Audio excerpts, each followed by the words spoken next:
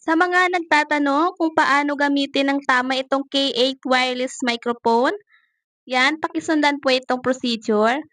Una, hanapin niyo po yung setting sa inyong mga cellphone. Yan, settings. At sa search tab, ilagay po natin yung OTG. Ayan, i-search po natin. Lalabas yung OTG connection. I-tap po natin at sa pinakadulo, i-on po natin yon. Ayan. Sunod naman natin yung microphone. I-on po natin yung microphone. At lalabas po yung green at red na lights. Ayan. Ibig sabihin po niyan, hindi pa siya connected. Isunod naman po natin yung receiver na tinatawag. Ipa-plug po natin yung sa ating mga cellphone. Yan, lagay po natin dyan.